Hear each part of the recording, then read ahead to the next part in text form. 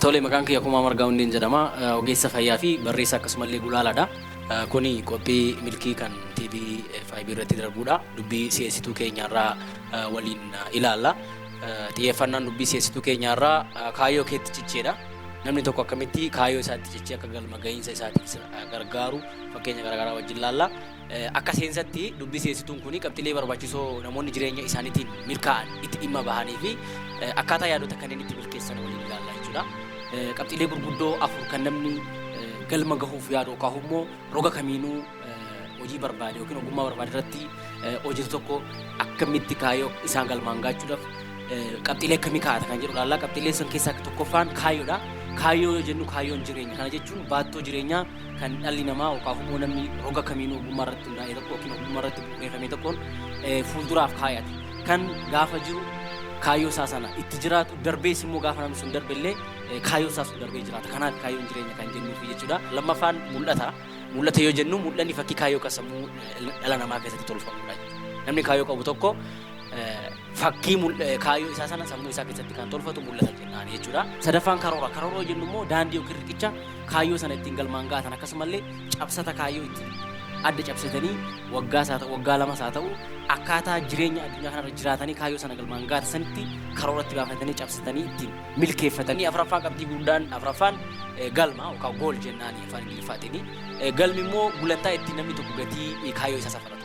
Namni kaayyoo qabu tokko gatii kaayyoo isaa kan itti safaratu galma gaheeti yookaan immoo kaayyoo sana milkeesseet milkii sana safarata jechuudha. Kanaaf isaan kana afran keessaa kaayyoo keetti cichi kan jedhu yookaan immoo kaayyootti cichuu ilaallaa jechuudha. Kaayyootti cichuun maaliif barbaachisa yoo jenne namoonni cina keenya jiran yookaan immoo namoonni cina keenya jiran karaa sirriis haa ta'u karaa badaa dhiibbaa namarratti uumuu hubachuu waan barbaachisaa ta'e. Kanaaf namni tokko roga kamiinuu ogummaa irratti bu'uurame tokko yookiin ogummaa qabate tokkoon qabxiilee gurguddoo kanarratti bu'uurameeti kan inni rakkoo san keessaa furatee yoo rakkoo qabate rakkoo furatee kaayyoo sana galmaan gaatu. Keessumaa karaa sirrii hin taane yookaan immoo karaa badaa dhiibbaa nurratti uuman san hamilee nama buusuu danda'an san akkamitti hamilee buusuu namoonni cina keenya jiran nurratti taasisan sana cabsinee kaayyoo keenyatti cina akka galma geenyu waliin ilaaluuf. Keessumaa dhiibbaa uumuun yaada keessa tarkaa jijjiiruu irra yoo kan gahuu danda'an ta'e tarkaanfii itti aanuuf illee of qopheessuun barbaachisaadha jechuudha. Maaliif namni cina keenya jiru qeeqa sirriis haa ta'u qeeqa badaa yookaan qeeqa sababaa haa ta'u qeeqa sababa hin qabne qeeqa jaamaa kan jennuun san nurratti gaggeessuu danda'a. Saniin immoo kaayyoo keenya irraa kan hin gufachiisneef ilaalcha namoota nurratti qabanii san kan abbaa keenyaa haa ta'u kan haadha keenyaa haa ta'u kan obboleessa keenyaa haa ta'u kan hiriyaa waliin jiraannullee haa ta'u kaayyoo keenya sirratti nu gufachiisa taanaan akkamitti yaada san cabsinee kaayyoo keenyatti ciccinee akka milkaa'ina keenya yookiin galma gahiinsa keenyaaf nu tajaajilu nu gargaaru ilaallaa jechuudha. Kaayyoo jechuun jireenya dhala namaa keessatti namni tokko kaayyoo isaa sana qabatee kaayyoo saniin jiraata yoo gamtee dhuftellee kaayyoo saniif du'aa jechuudha. Gaafa namni sun kaayyoo sanarraa du'u dhaloonni isa duuba jiru kaayyoo sana galmaan ga'a waan ta'eef kaayyoon jireenya wanni jennuuf kanaaf kaayyoon darbee jiraata wanni jennuuf kanaaf jechuudha. Kanaaf namoonni kaayyoo jireenyaaf qaban akkuma dura hiika irratti ilaallee kaayyoon jireenya waan ta'eef namoonni kaayyoo jireenyaaf qaban mul'ataan dabalanii karooran immoo egaa birkitti adda caccabsachuun akkamitti galma gahanii milkii isaanii safaratan san ogummaa isaan qaban waliin ilaalla jechuudha. Ogummaa isaan ittiin ilaalcha namoonni kaayyoo keenyarraa nu gufachiisuudhaaf qaban ilaalcha badaa yookaan immoo qeeqa jaamaa namni kaayyoo keenya gufachiisuu irratti qabu san akkamitti cabsanii namoonni milkaa'an kaayyoo isaanii galmaan gaatan kan jedhu amala isaanii ilaalla yookaan ogummaa isaan qaban ilaallaa jechuudha.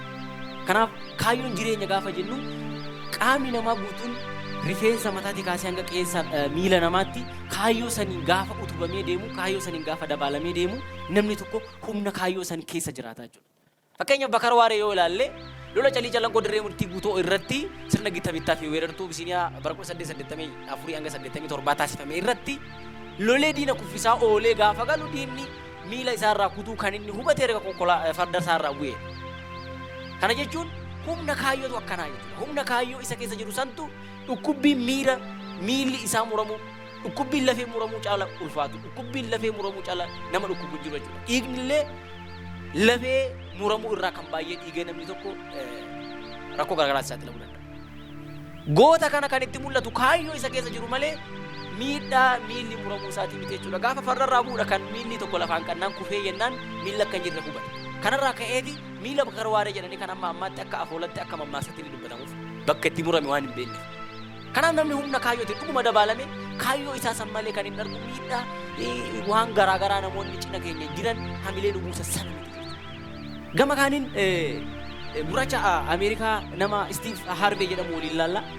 Steve Harveen egaa kutaa biyya lixa Virginia bakka Wales jedhamti kan inni 1957 dhalate. Namni kuni taatoo fiilmiti, qopheessaa sagantaa televezyiinii, waltajjii garaagaraa akkasumallee koomeediyaaniidha. Nama kana yeroo inni bara 1973 mana barumsaa Greenville jedhamutti barachaa ture, barsiistuun isaa maal taata jettee gaafatte. Maal ta'uu barbaadde fuulduratti jettee gaafatte.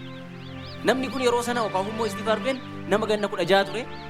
Taatoo beekamaa akkasumallee qopheessaa sagantaa televezyiinii guddaa fi addunyaa irratti beekamaa ta'uu barbaada. Barsiistuun kun itti qofatte. Gurraacha Ameerikaa waan ta'eef yeroo sana qabeenya gaallee qabu.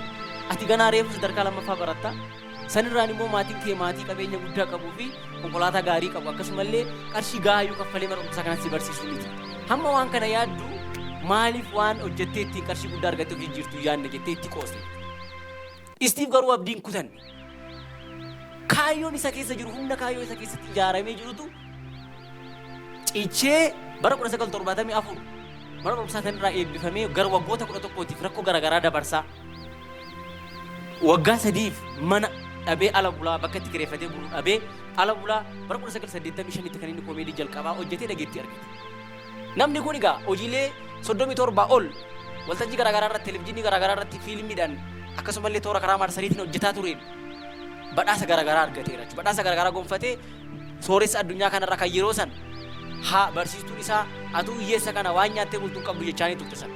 Kan yeroo sana kaayyoo isaatiif jecha waggaa 3f ala bulaa ture, daandirra bulaa ture sana milkeessuudhaan badhaasota gurguddaa iddoo argateera. Fakkeenyaaf Daytime Emmy Award yeroo 6 kan inni badhaafame, Marconi Award yeroo 2 badhaafame, dhaabbata badhaasa NAACP Image Award jedhamu yeroo 14 kan inni walitti taasifame. Dhaabbilee garaagaraa irraa illee akkasumatti badhaasa beekamtii argateera. Fakkeenyaaf dhaabbata BET Humanitarian jedhurraa badhaasa argateera. Hollywood Walk of Fame kan jedhu illee argateera. Walumaa galatti namni kun badhaasota hedduu karaa kaayyoo isaatti jechuudha milkaa'ee sanii argateera. Dhumarratti bara 2016 mana State University Alabama irraa digirii kabajaa yookaan immoo doktoreetii kabajaa argatee jira. Walumaa galatti namni kun seenaa addaa hojjete keessaa tokko stand up comedy waggoota 27 oliin hojjechuun illee nama beekamaadha.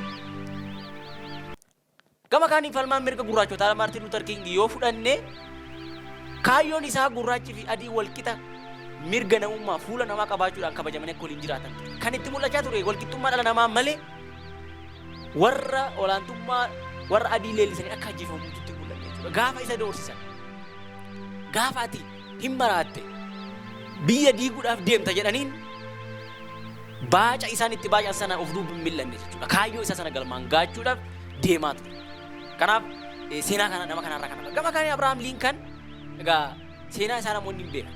Mul'ataaf kaayyoo guddaa qaba ture. Kaayyoon isaa dhalli namaa hunduu walqixa uumame jedhama. Kanaaf namni garba jedhamu hin jiru jedhama. Gaafa kana namoonni cina isaa jiran hooggantoonni Ameerikaa yeroo sana namichi kun biyya diiguuf deemaa jedhanii ati biyya diiguuf deemtaa jedhanii itti doorsisaa itti baacaa turan. Kan itti mul'achaa ture garuu kaayyoo isaa malee baaca namoonni cina isaa jiran san irratti kaasaa turan harkaan kennu. Maazar Tireezaa yoo fudhanne haati addunyaa kana lammiin biyya Hindiidha. Mul'ata namoota rakkoon afaan du'aatti isaan geesse haa gargaarru isaan haa dhaqqabnu gaafa jettu ati iyyuu nuduutaa jedhanii. Ati iyyuu nuduutaa jedhanii gaafa itti baacan gaafa doorsisan du'uu ishii otoo hin taane kaayyoon ishii namoota du'uudha afaan du'aarra afaan boollarra jira sana gargaaruu ture itti milkooftee kaayyoo ishii sanatti cichuudhaan har'a haadha addunyaa taatee maqaa ishii bakka hundatti beekama. Neelsan Maandeellaa ni beekte. Falma mirga gurraachota keessumaa kan bara sirna kolonii Afrikaa kibbaa keessatti sirna apartaayidii mormaa ture. Sirna apartaayidii mormaa ture san keessatti namichi kun maraatee qabaa hidhaayii aga jechuutti gaaniitti baacaa turanis nama. Maraatummaan isaa kaayyoo isaatiif jechuudha. Humna kaayyoo santu maraataa isa taasisee itti cichuudhaan kaayyoo sanatti cichee gurraacha Ameerikaa Afrikaadhaa yookiin Afrikaa kibbaa bara 1994 gabrummaa Okaafummoo kolonii jalaa baasee pirezidaantii keessanii ta'uu danda'e jechuudha. Waggaa 27 erga mana hidhaa keessatti dabarsee booda. Kanaaf seenaa namoota kanneen irraa akkamitti kaayyoo ofiitti cichanii akka kaayyoo ofii galmaan gaatan baranna jechuudha. Gaafa kana barannu gaafa kaayyoo warra kanneen akkaataa kaayyoon isaaniitti milkaa'e barannu laallu nullee kaayyoo roga kamiinuu qabanne irratti ciccinee akkamitti kaayyoo keenya san galmaan gaanne galma yaadne geenyee gatii yookaan humna milkaa'ina keenya safarannu jecha. Kaayyoo yoo qabaanne humna kaayyoo nu keessa yoo jiraate kaayyoo keenya irratti ciccinee gamaa gamanaa qeeqa namni nurratti kaasu gufaata namni gufachiisuudhaan namni nu cina jiru namni kamiyyuu nurratti kaasu harka otoo hin kennin kaayyoo keenya yoo ciccine bakka yaadne ni geenya. Kanaaf namni tokko kaayyoo qabatee mul'ataa fi karoora akkasumas dabaalee galma yaade ga'uudhaaf irratti ciccuun rakkoolee akkasumallee yaadota garaagaraa namni itti sammuu namaa cina keenya jiran sammuu namaa cabsan yookiin sammuu keenya cabsanii kaayyoo keenya irra gufachiisan dinnee qaama miiraa keenya hunda kaayyoo keenya irratti ciccinee yoo kaawwanne bakka yaadne numa geenya. Waan gamaa gamanaa hamilee nu buusa qeeqa namni nutti kennu namni nu cina jiru nutti kennuuf harka yoo kennuu baanne bakka yaadne sana ga'uun ni danda'ama. Galatooma.